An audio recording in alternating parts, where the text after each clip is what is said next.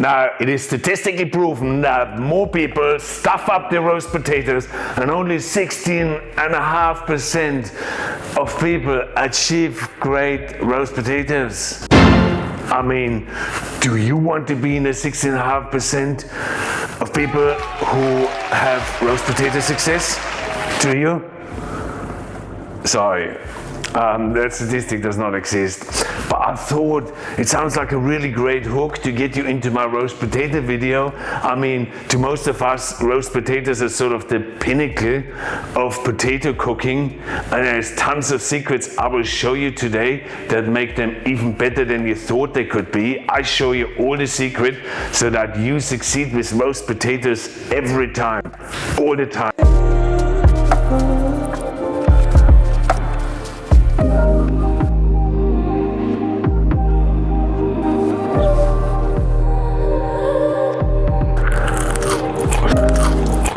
My name is Walter Trapp.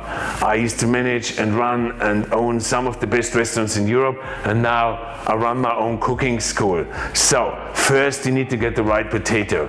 You need a semi-starchy potato.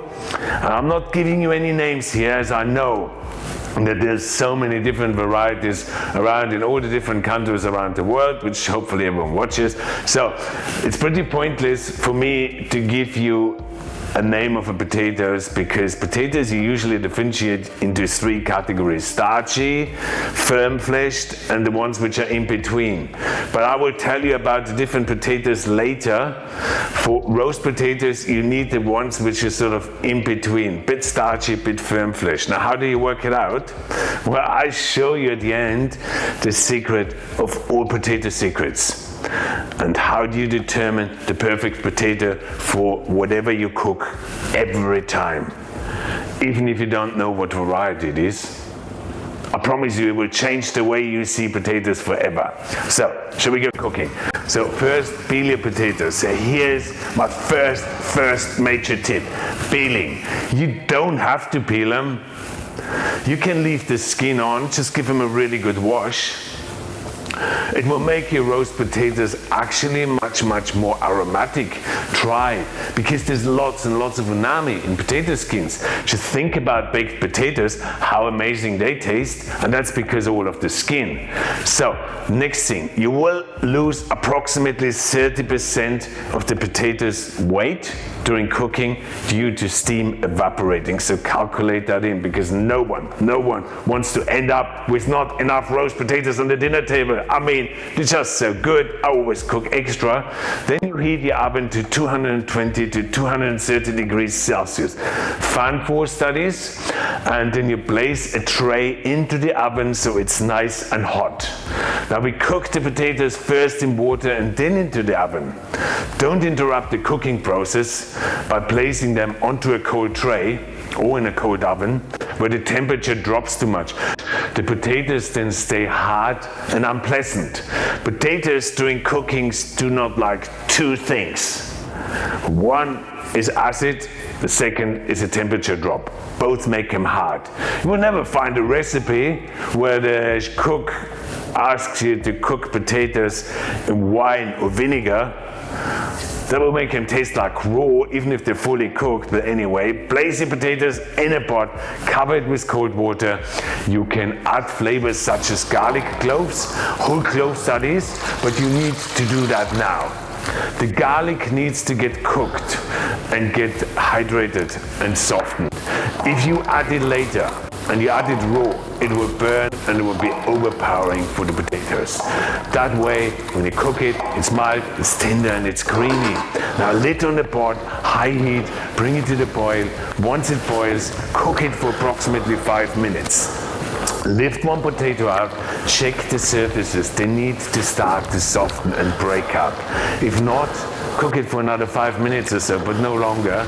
Check it again if the surfaces break up a little. And it's so important to get the right potato here, otherwise they will just fall apart. And when ready, strain off all the water. Add some chopped herbs if you want, but you don't have to do that.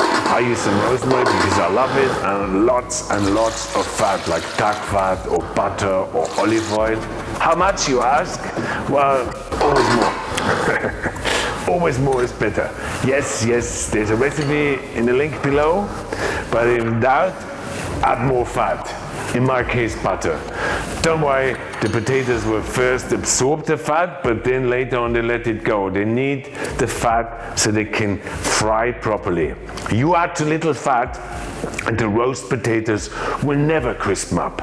It's like dry crushed potatoes with a little bit of color on the top.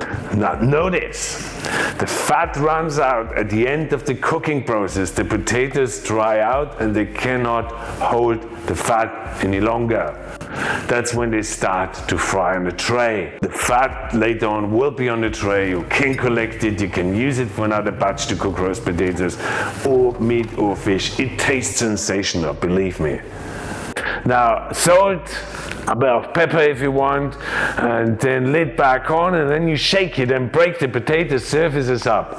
Now, if you overcook them and they break up too much, then don't worry, don't stress. You will have even more crunchy bits.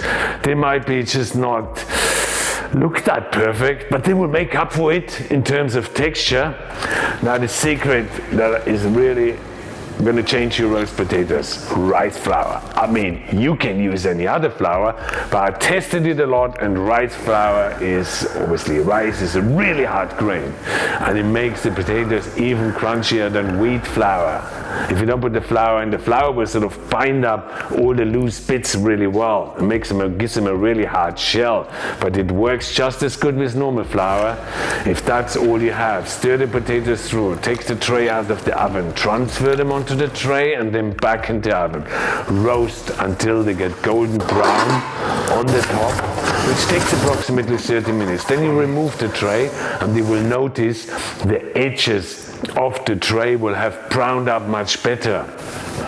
So turn the roast potatoes over, move the ones from the potatoes from the outside towards the center, and the ones from the center on the outside, so they cook really even in the end, you know? They get really nice and brown everywhere. Then back into the oven for another 20 or 30 minutes or so until they are perfectly brown. A few tips while we wait. Roast potatoes have a short window of being at the peak in terms of texture. So you have to plan your other foods around. Roast potatoes are like the prima donna of potatoes. Everyone has to be ready and wait for them. In that case, it's all the other foods. Now, once your roast potatoes are ready, you need to serve them within minutes. And never ever make the major mistake of placing 2 trays into the oven. That doesn't work with any other food, unless you, of course, have a commercial oven. In case of roast potatoes, they simply will not cook properly. It takes them too long to. And when they eventually brown up, they will be really unpleasantly and chewy, because one of the secrets of potatoes is that they're really creamy on the center and really crunchy on the outside. So 1 tray at a time. Look at that. Aren't they perfect? I mean, oh, the potato secret. No, I haven't forgotten. They just look so good. So, there are 3 types of potatoes. Starchy, which are great for mashing doughs, gnocchi or creamy soups. They break up really easily and they're really absorbent, but they don't have much flavor. Firm-fleshed potatoes, which are good for boiling or put them in stews or in salads, they're much denser and have much more flavor. They're usually much more nutty, they're creamy, they're waxy, but unfortunately they're unsuitable for mashing. So for roast potatoes you need to have something that's in between, so you get the best out of both potatoes. Lots of starch and lots of flavor. So how do you work it out? Well, you take a potato and cut it in half. If it's really yellow, that tells you most likely that it is a firm-fleshed potato. But that doesn't always have to be that way. A white-fleshed potato will be most likely more starchy. But hey, hold on. I'm not letting you go away with such a wishy-washy answer. I will give you facts, as I always do. So, you take the potato halves, and then you rub them against each other for a few seconds. Then you hold it up. If the bottom potato half or the bottom half falls off easily, the potato is starchy and good for mashing. If the bottom half sticks like it's glued there, then it's Yay, you got it right. It's a firm fresh potato. And if it sticks just a little bit, like you see here, then it's a potato that has both qualities, perfect for roasting. Bingo. I'm so glad to show you that. So please check out my recipe for Gravitlux, because say what you want to say, for me Gravitlux goes best with roast potatoes. Look at how crunchy, and all those loose bits are nice and crispy too. Now let's taste it.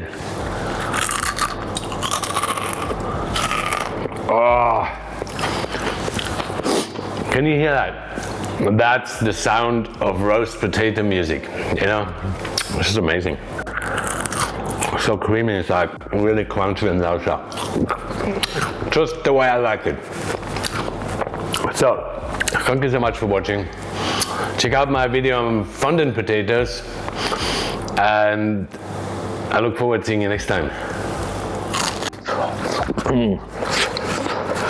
Oh, wow, hot. A little hot. Otherwise, really, really good.